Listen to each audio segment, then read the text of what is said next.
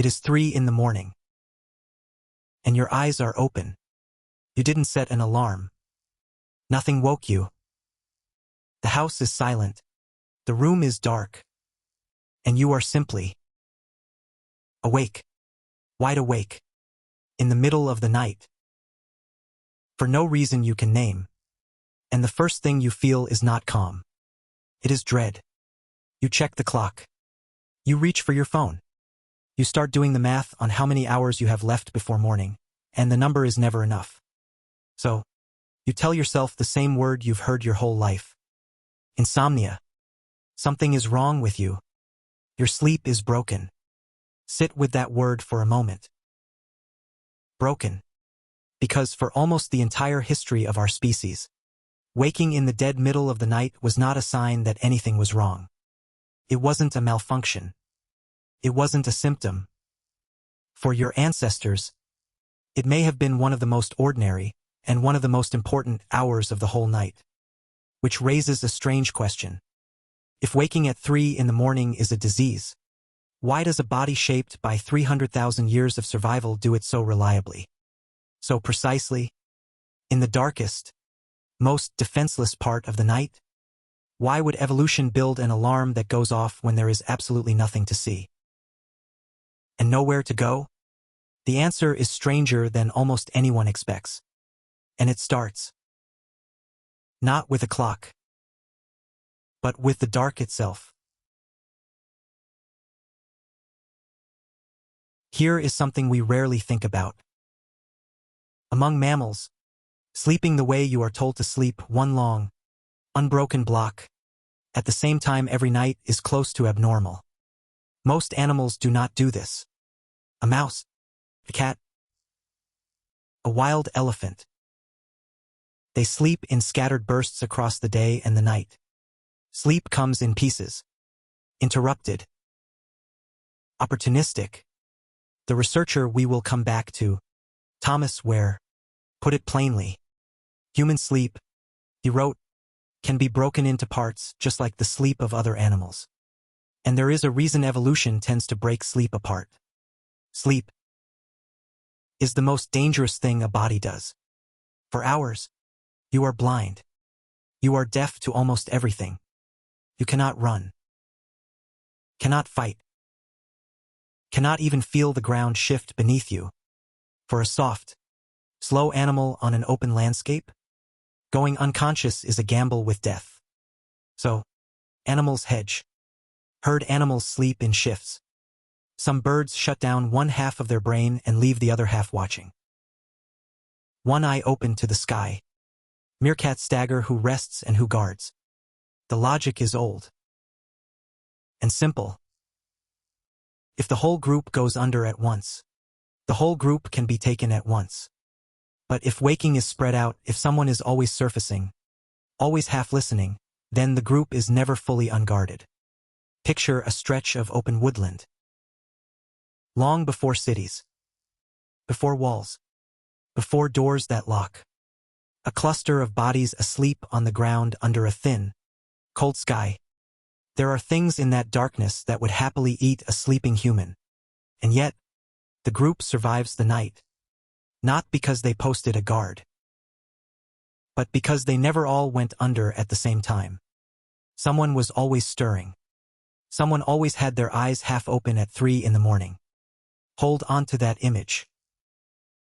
Because it turns out that someone might have been you.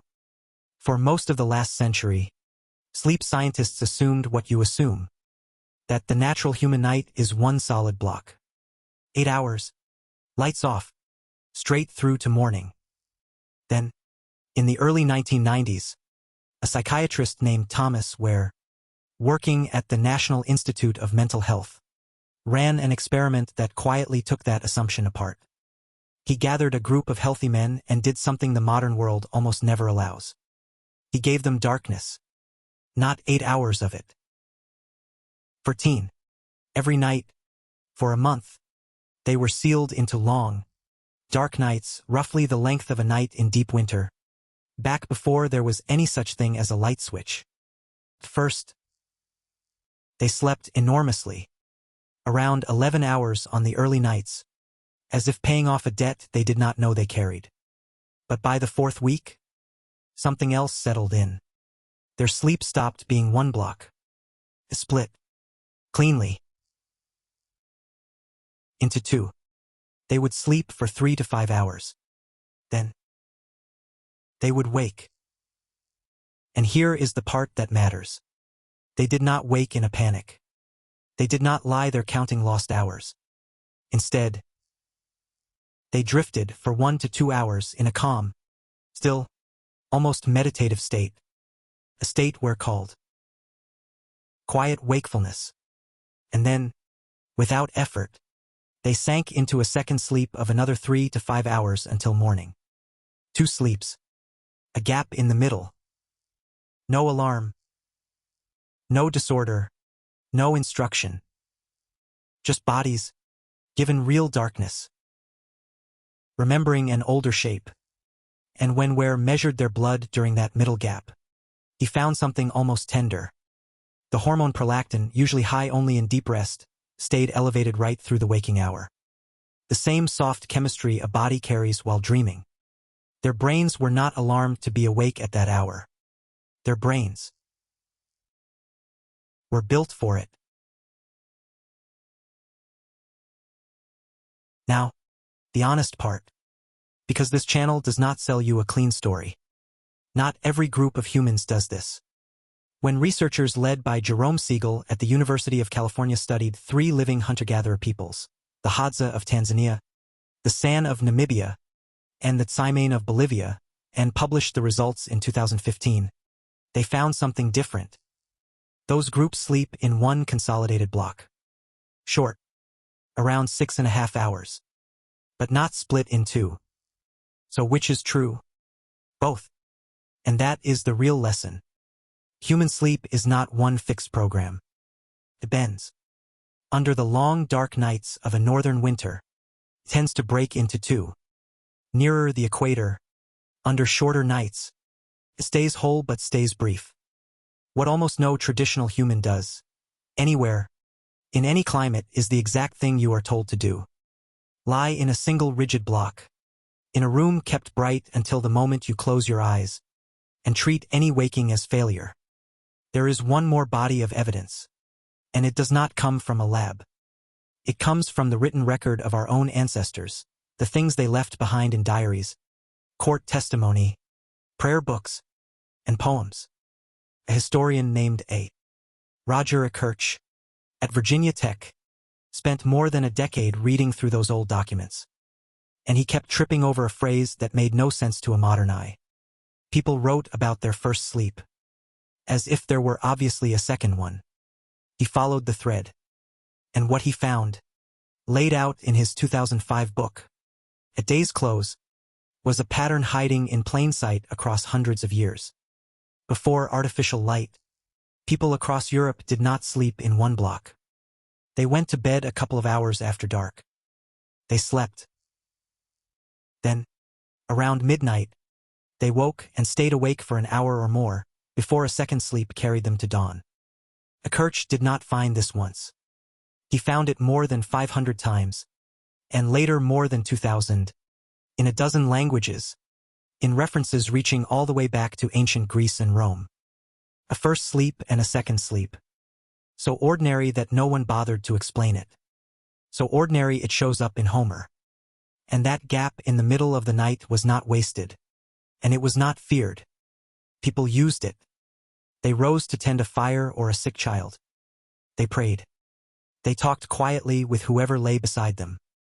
A 16th century French physician even advised couples that this hour, after the first sleep, was the best time to conceive a child because they had rested and had more enjoyment of it. Picture a single room, somewhere in a European winter, 400 years ago. No electric light anywhere on Earth. The fire is low. A family wakes in the deep middle of the night, the way they do every night, and the darkness is full of soft, unhurried life. Someone feeds a log to the coals. Someone murmurs a prayer. 2 people reach for each other. No one is panicking about the hour. No one has invented the idea that this is a problem yet. That idea that waking in the night is a disorder to be medicated is barely 200 years old. It arrived with gas lamps and electric bulbs and the factory clock, which stretched our evenings, compressed our nights into one hard block, and quietly deleted the second sleep. What you call insomnia, your great-great-grandparents would have simply called being awake. So come back to your own bedroom. 3 in the morning. Eyes open in the dark. Look at what is actually happening inside you. Your body spent hundreds of thousands of years in a world with no light after sunset. Long nights. Shared sleep. Someone always half awake to watch over the rest. Your nervous system was tuned in that world. And that tuning did not vanish because you installed a ceiling light. When you wake at 3, you may be feeling the surface of that old two-sleep architecture, the same gap that opened up in Ware's men the moment the light was taken away. You are not malfunctioning. You are running a program that expected a longer, darker, older night than the one you gave it. And there may be a second thread running through you, even quieter. In that study of the Hadza, in 2017, researchers tracked exactly when every person in a sleeping group was asleep.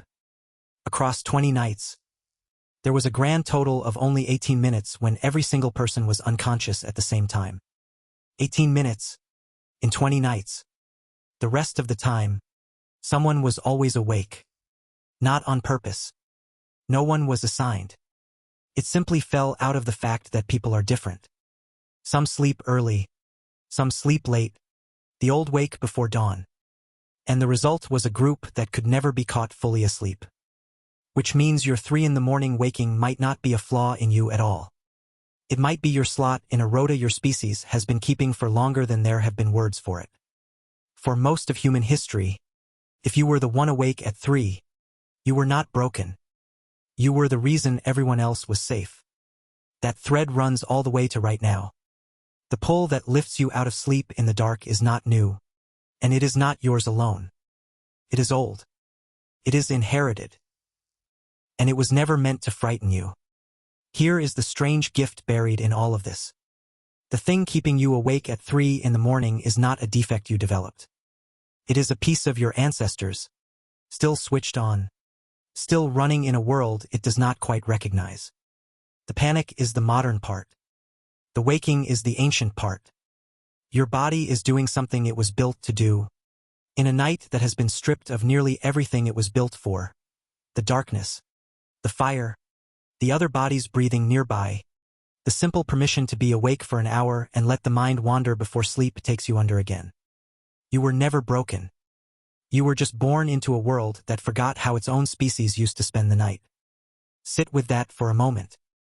If you made it this far, you are exactly the kind of person this channel exists for.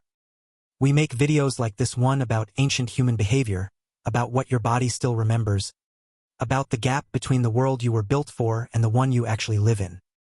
If that is something you want more of, hit subscribe.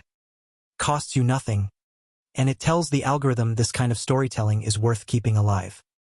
See you in the next one.